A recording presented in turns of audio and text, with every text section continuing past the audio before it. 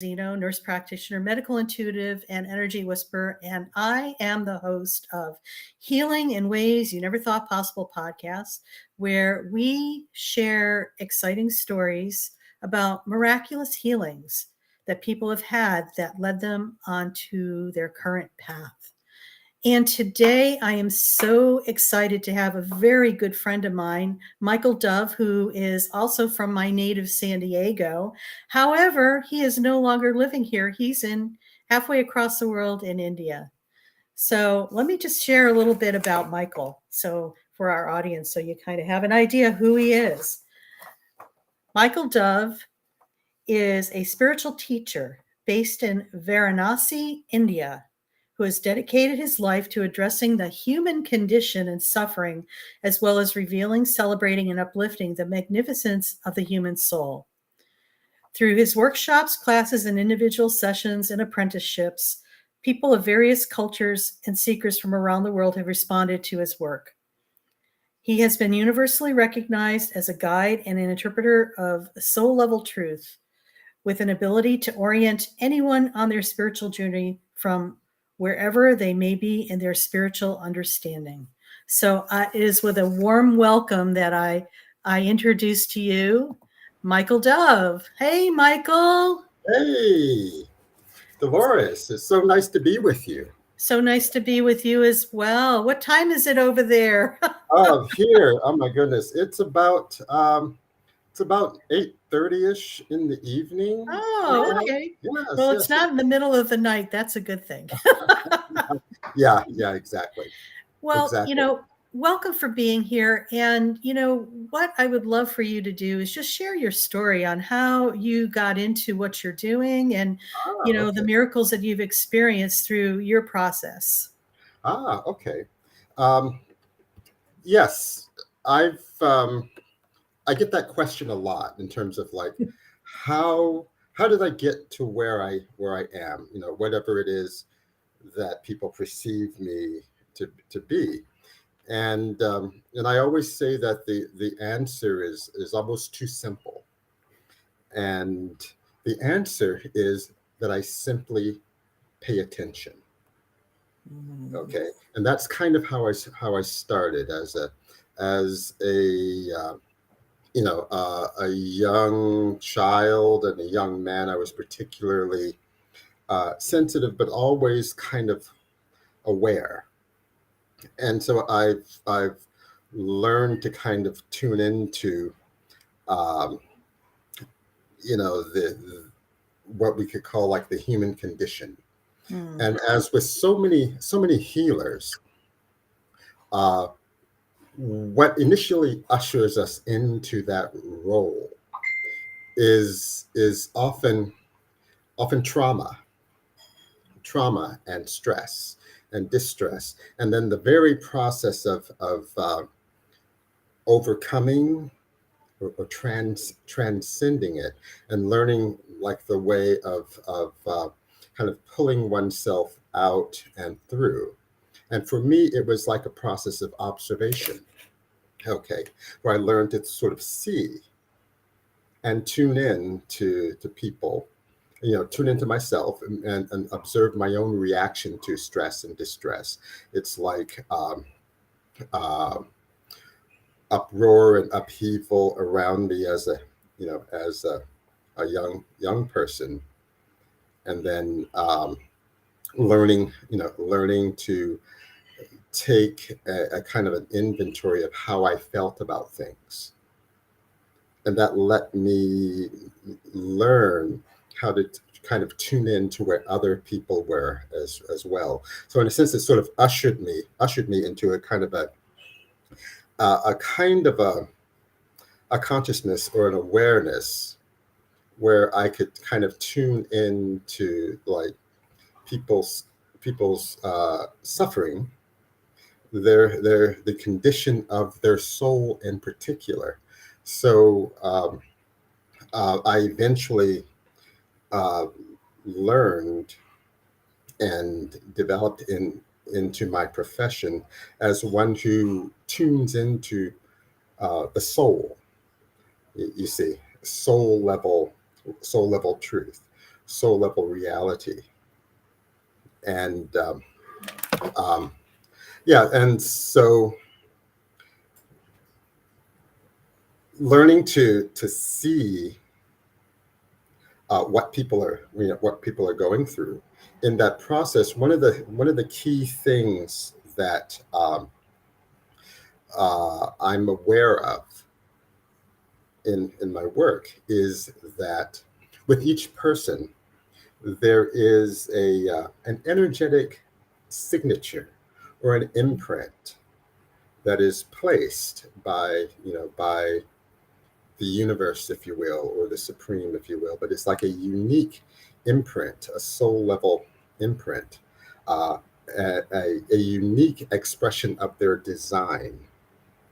And I've learned to kind of help people by reflecting that back to them, you see. Mm-hmm. So the idea of activating like the healing, the human potential of an individual is a process of seeing them truly in terms of their essential nature, and then helping them to understand whether they are on track relative to how their essential nature is unfolding in their life. You see. Yeah, I know. And so, was there one pivotal moment in your life where you just knew as a youngster that something was, or earlier in your life that you knew that life just wasn't working? Just tell us more about that. Oh yes, yes, yes. I realized that it's like different things that I've tried on a practical level in terms of like educationally or work wise, or even on like a business level. One of the things that was a kind of a pattern was so many of these practical kinds of things were not working out. Okay, and and with each attempt, all that I got out of it was this wisdom from the lesson. Mm-hmm. So it's like, try to achieve in this area, and it wouldn't work out, and then I would just get this wisdom. And I'd try in another area, and the same thing would happen. So finally, it's like um, having simply collected all of this, this insight and wisdom from just keen observation, and realizing that, well, you know, everything, telling God is like everything is not working out, and all I have is this wisdom. All of this I have is this awareness and insight. And so the answer that reflected back from the universe, well, was that, well, go into the wisdom business. You see Yeah. that this is what that was for. It's Mm-hmm. it's like this path of things not working out in the regular world, especially in the Western world. Yeah. You see, and And and and we, you we know know what? how That is poetic. so true even today, because Mhm. I think you and I both can agree on this. It's like the way people had been doing things for so long, all of a sudden it's no longer working. Exactly, exactly. So there's a certain kind of a realization that for those of us who are like intelligent and sensitive and have some insight, but if things are not working in an ordinary sense, in a sense, it kind of puts one on sort of the cutting edge in terms of being compelled to come up with another way, Mm, you see, yeah. and to be creative and resourceful and to look deeper and further, you see, Yeah. and to know, to observe more about what the human condition is and what life is about, and then utilize that awareness. No, that's very true, Michael. And it seems like what's present today is like it's a reminder how much we need to go within. The more chaotic that you witness in your environment, it's not about getting propelled into that and going with that. It's pulling yourself back into yourself, because it's so easy for us energetically to just get out of kilter and balance by following something on the external that is collective. I call it collective noise, because that's what it is. Mm-hmm. And, we're drawn by it because a lot of times we've been programmed that we need to find our answers out here in the Yes. external instead Yes. of going within ourselves. And I think, if anything, today, it is crucial that people come within themselves and establish a relationship with themselves so they could Precisely. be their best selves. Tell us more about Yes. that. Yeah, precisely. I would say that you're hitting the nail on the head, because this kind of drawing from within one's insight is really the survival strategy of our age, here and now. It is learning to trust one's intuition, Mhm. and to follow the inner guidance. And in the sense, as I was trying to sort of get at, was that for those of us for whom uh, working externally did not work, we had, unwittingly kind of hit the nail on the head, so to speak, in terms of learning how to find a much more authentic, divine guidance from within, and be able to sort of help other people, as as well, find their inner guidance too. And that's really the survival skill of our time. I'm in total alignment with that. And I know for me personally, that's been the way that I've lived my journey, as well as I'm journaling my life. Yes. No, it's very true. So tell us more about, how you ended up getting into India. You just Ah, okay. that's a very interesting story that I think our audience would really. Yes. I was essentially like spiritually called to India. I was just having breakfast in a Starbucks one day, and just decided to search online airline tickets and prices. It's just to kind of see what would happen. And then when I thought, well, what about India? What would that be like? So I checked it all out, just as almost like a game, if you will. And then, as soon as all of the information come up about it, and I'm going, oh my God, I can afford that. And then I was enveloped. I was like engulfed with this awareness that, and it was like this inner voice that said, "You are going to India." I'm going, oh my goodness, I guess I'm going to India. And then, even before I finished my breakfast, before I finished my coffee or anything, I bought the ticket, Wow. and then proceeded the process of going.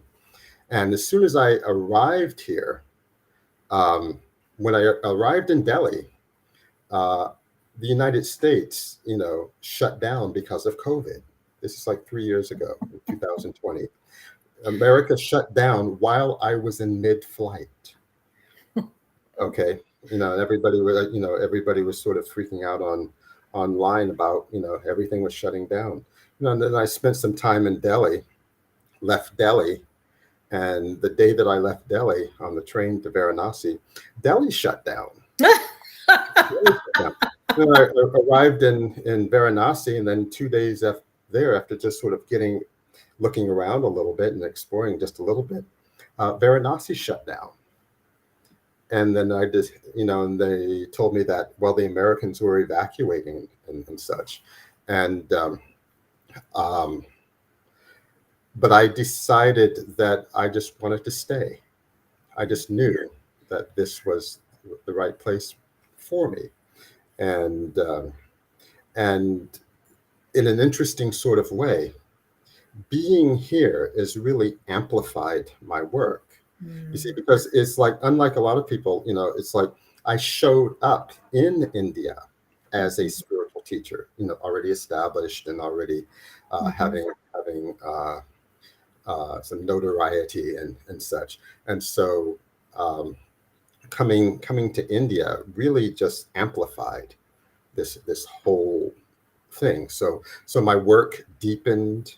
I started organization of helping people who were uh, you know food insecure. Began to set up a thing where I'd hire local people to help them get through the uh, uh, the pandemic, because tourism stopped, and so Mhm. therefore there was lots of desperation happening, because people didn't have means, their usual means of getting money flow. So I just basically began to work and doing uh, support for the community, and at the same time I would continue my healing practice via online, in the States and Canada and Europe too. So Mhm. that's kind of in a nutshell, what that I'm, situation. it always amazes me how the universe has our back and how things are set up as long as we, number one, get out of our own way, take a step back and listen to that inner wisdom that we're gaining and just Mhm. follow through on that. Sometimes, you know what, it sounds like the craziest thing in the moment, but sometimes the crazier it is, the better it is for us. Yeah, I'm yeah, yeah, convinced. yeah, exactly. So I would say that if there's any message that I have, Yeah. it is about paying attention. Once again, is putting one's ear to the ground, so to speak, and listening and feeling. You see, and this is how you know how to step, and how to navigate. And it's the kind of thing that, when I do a session with someone, um, what I do is I help them to hear and to see and know what their essential design as a being is. Once again, so that they know how to navigate through their life. And each person's design is as individual and unique as their own thumbprint, you see. Very So true. this is what I try to reflect back to them, to help them to know their own nature, their own design, and become acquainted with their own truth, and learn how to hear, listen, and feel. The essentials: learn, listen, and feel. I'm going to write that down Yes. because those are the essentials, Hmm. because so many of us don't do that. Yes, yes, yeah, exactly. And so often it's like I encounter people when they're either a little bit confused or they've gotten off track. And so much of what I offer as a healer, as a practitioner, is a reminder. It's like helping them to remember, Mm, love that. remember who they are. Yes. You see, and this is so key and critical, because it's like, if one believes that we're moving towards some kind of realization or enlightenment or liberation or being whole, healed and whole, it is my belief that the wholeness that we're moving towards for each one of us is equally uh, unique and individual. You see. Michael, I totally agree with you on that. And what is the best way people could get in contact with you, I'm going to put your information up here on the board, um, Okay. so you could see this. But why don't you say a little bit more? All right. All right. Yeah. Well, my email is yourdovinindia@gmail.com. All one word, yourdovinindia@gmail.com. And my website is michaeldove.net. Just go to michaeldove.net, and I'm very, very easy to find. That he is. Well, Yes. Michael, as we close here, Mhm. what are some words of wisdom that you'd like to just share with the audience? Ah, that that you are a living being, and by the very design of your nature, you are designed as a successful being. By nature, you're designed to be successful. Okay. And that we are set in a inherently, intrinsically successful universe. You see, the universe itself is successful by definition. Okay. And so to always remember, the default reality is that you are a successful being set in a successful universe. And that is your starting point.